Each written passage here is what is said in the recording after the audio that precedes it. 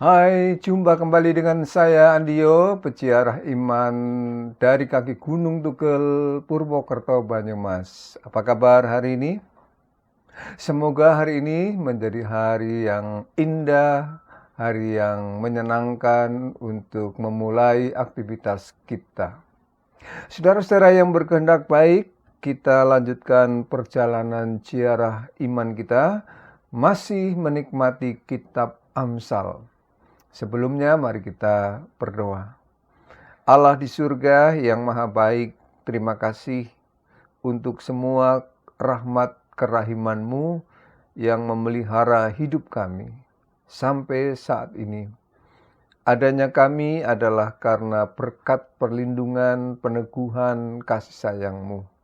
Kami nikmati semua ini sebagai berkat dan kami imani sebagai rahmat yang daripada-Mu.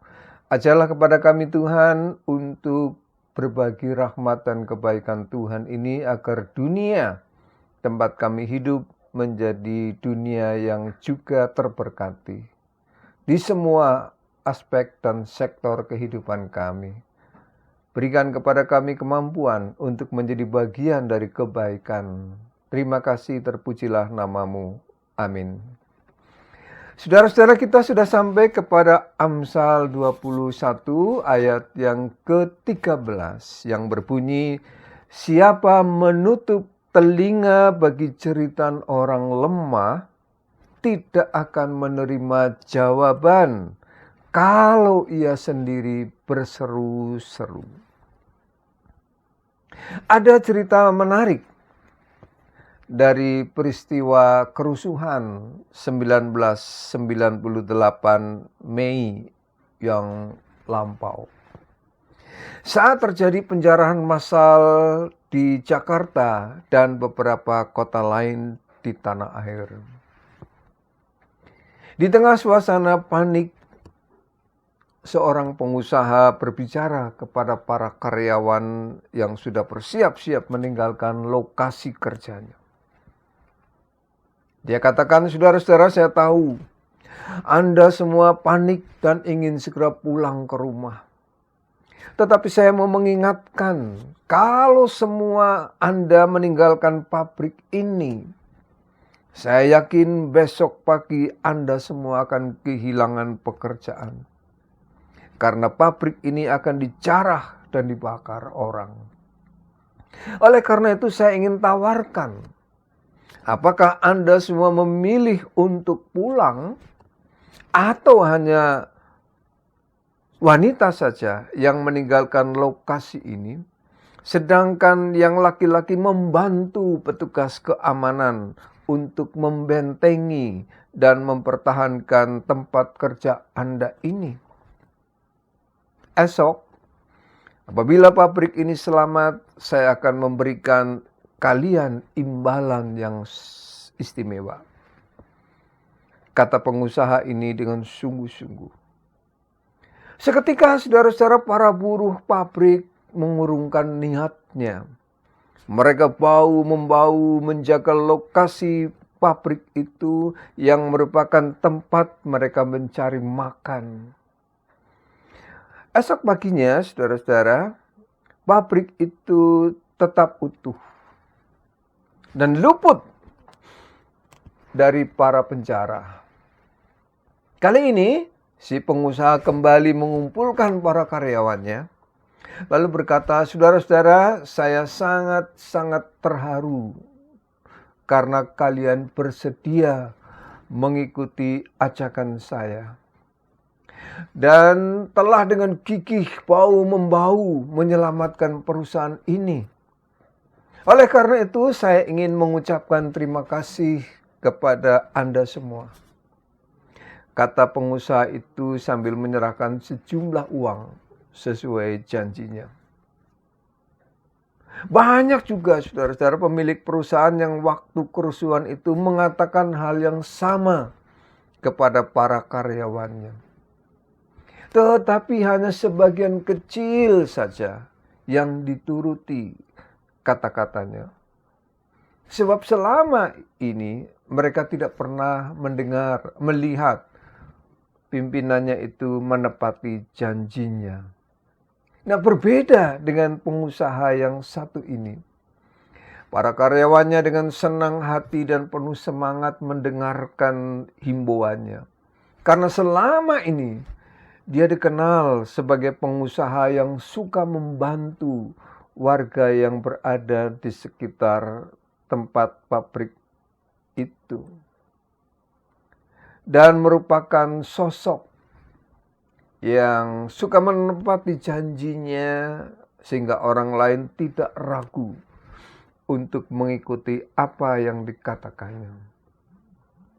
Saudara-saudara yang berkehendak baik, para karyawan mengikuti atau patuh para pimpinan, meskipun itu mengundang dan mengandung resiko yang tidak sederhana.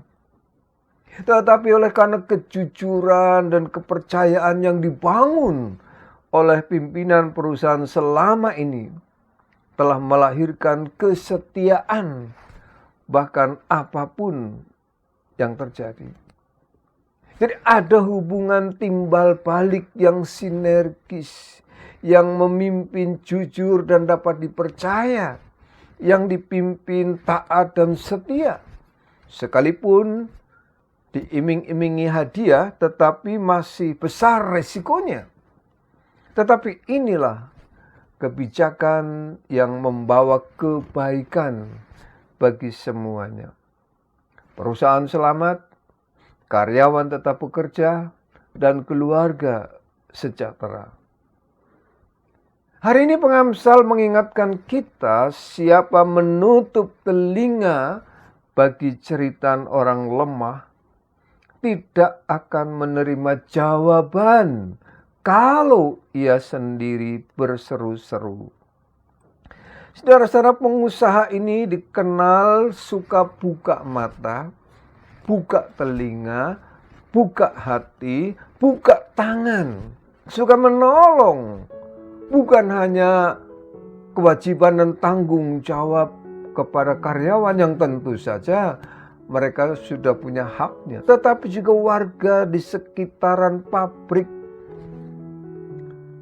Meskipun tidak bekerja di situ, tetapi kerap juga mendapatkan bantuan.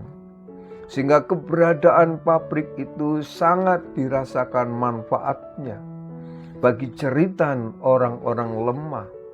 Terutama bagi mereka yang tidak punya cukup skill, tidak memiliki cukup kapital, tidak juga memiliki pengetahuan, tetapi bersedia mengabdi, bersedia bekerja keras, sangat-sangat terbantu dengan keberadaan perusahaan dan orang ini. Sehingga mereka dengan senang hati, dengan rela hati, saat perusahaan itu berseru-seru minta bantuan, kata pengamsal, membutuhkan pembelaan bukan hanya karyawan, tetapi masyarakat sekitar secara spontan bersama-sama dengan karyawan. Mereka menjaga dan siap membela bila ada orang yang tidak bersahabat. Ingat, roda kehidupan akan selalu berputar. Hari ini dia. Siapa tahu besok saya. Oleh karena itu marilah kita belajar untuk membuka mata, untuk membuka telinga lebar-lebar, bahkan buka dompet lebar-lebar kalau perlu. Dan bila ada dan bisa. Sampai di sini dulu perjalanan ziarah iman kita hari ini. Kita istirahat sejenak untuk mengendorkan ketegangan otot-otot rohani, mengistirahatkan jasmani, membiarkan pencernaan hati bekerja maksimal dan mengolah apa yang masuk di dalam diri kita. Tuhan memberkati kita semua. Sampai berjumpa dalam perjalanan ziarah iman berikutnya. Amin.